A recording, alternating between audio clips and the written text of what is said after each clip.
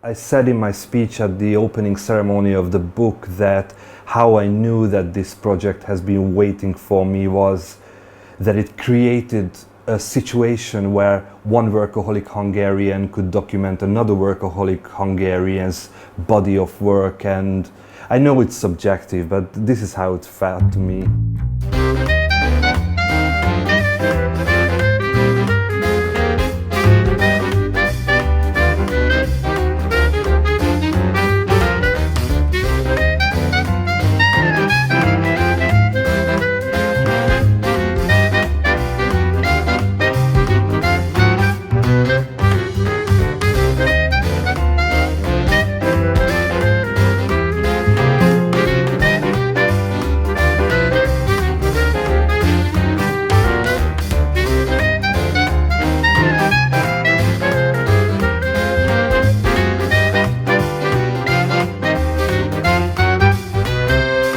I've lived around Hudec's buildings for the 10 years that I was living in Shanghai, and I've always been an admirer of his. I mean, everything about him, himself, his work, his buildings, his legacy, his story, everything was just perfect.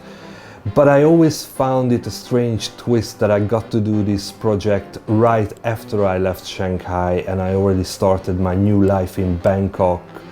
And I guess this book kind of put a full stop to my life in Shanghai.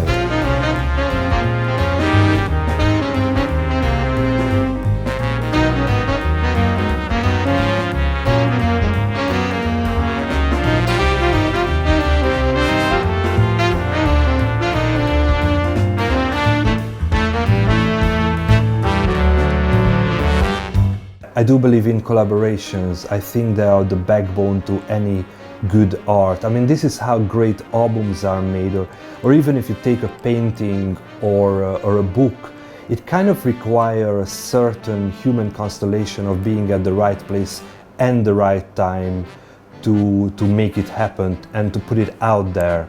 So without reading any cosmic nonsense into it, I think bumping into Livia Szentmártoni, the Consul for Education and Culture, at this simple Hungarian party at the beginning of 2016 was a very important turning point for the book. It actually started out very simply. We were just discussing Hudec, and then we decided to do this photography book that would include all existing buildings of Hudec Laszlo. Hudec Laszlo was, of course, this Hungarian Slovak architect, very active in the 1920s and the 1930s, and designed and built all the landmark buildings of Shanghai, from schools to hospitals, from residential buildings to very famous hotels. So it was an ideal and exciting subject to work with.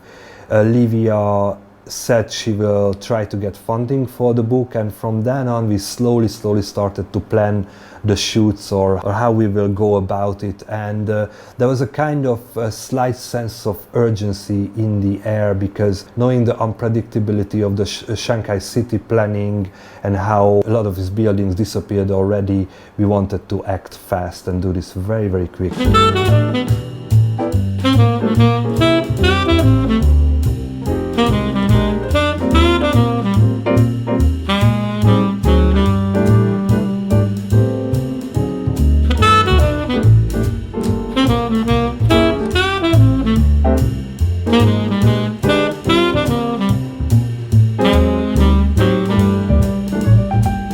I flew in from Bangkok on two separate occasions, one in October 2016 and then again in March 2017. So we kind of separated the shoots into two, if I remember, 3 weeks.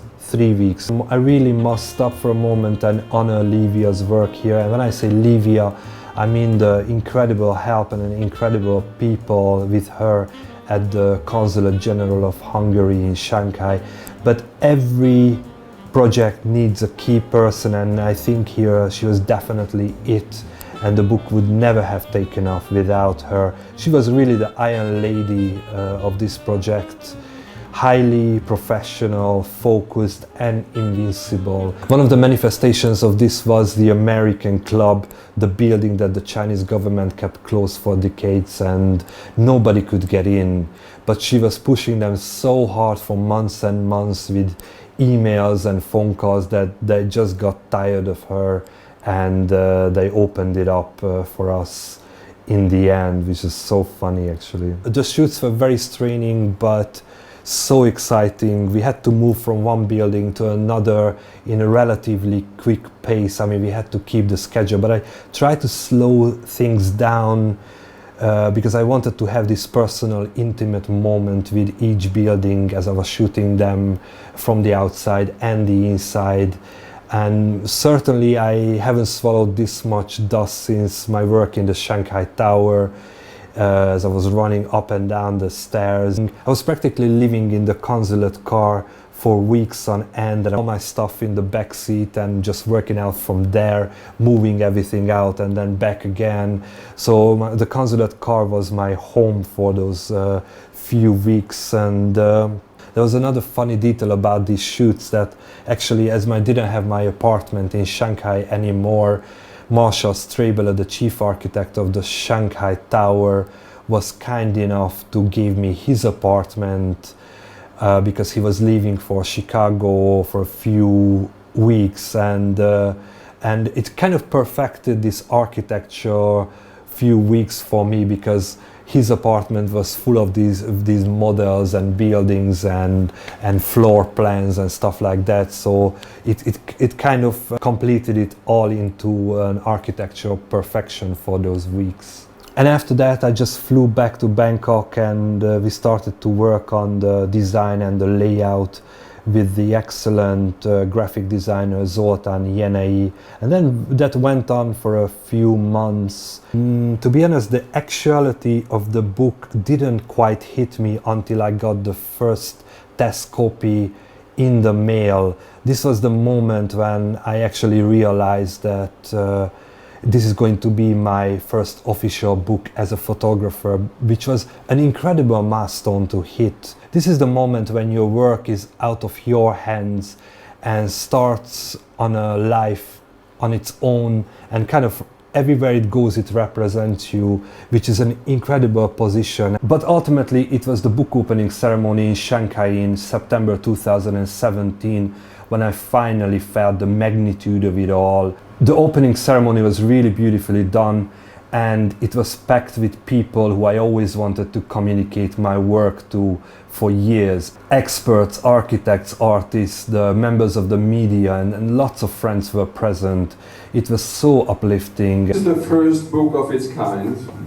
There is no other album has got these large-scale photo collections of the Hudec buildings in Shanghai.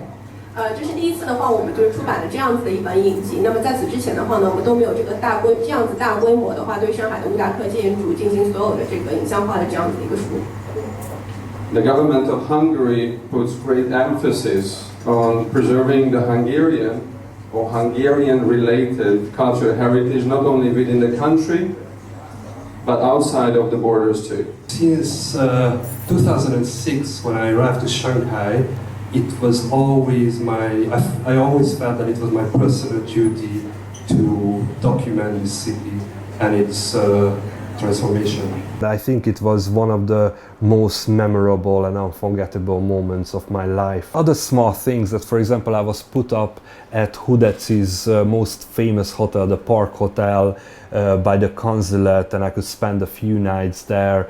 And the same evening of the event, Marshall Strabler and I gave like a small press conference in the Shanghai Tower to architects and anyone who were interested, and some friends came too. It's unbelievably 2 weeks later I've got an invitation to do a lecture in the Shanghai University about my work and talk about the Hudec project, which is again something else. And of course the press was also great. So many articles came out about us, pages after pages. It was well documented. The only thing that stopped the international press was that the book wasn't available in shops, but it was certainly a notable cultural event both in Hungary and China. We had to send copies to Chinese and Hungarian libraries, and it was such an honor for me that 5 copies of my book was at the famous Hungarian Széchenyi Könyvtár, the Széchenyi Library. And of course with all this came some negative criticism too. It was about that the photos weren't shot in the conventional architecture photography way with the parallels aligned, which is fair, it's fair in a way, but one thing that they missed that the book, I mean there was a reason that my name was included in the title, why it was called Hudec by Nicky Almasy, because the way I always shoot things, and this was my style, how I work, and this is how we made the book. I mean, this was the approach to the book. I kind of knew who they were, and it really wasn't a surprise because I never expected any good response from them anyway, so it was okay. It was okay. The afterlife of the book was also notable. We had the opening ceremony a few months later in Budapest too, and it really made me proud that it was held by Nyáry Christian, the writer, who I respected always, and it was just amazing that he opened it for us, and he was the moderator. And then of course we had the stamp a few months later. I have it here. So we had the book, and we had this beautiful stamp collection coming out, which probably looks stupid now to showing all this on camera, but yeah, it made me very proud. I mean, it was just incredible to have this. And a few years later we had the second book about an unknown other Hungarian architect of Shanghai, which was a surprise to everyone, and perhaps I will do another episode about this. So this book definitely set the standards for me for years to come, and it was, I think it remains the most special project of my life, and I think my biggest achievement.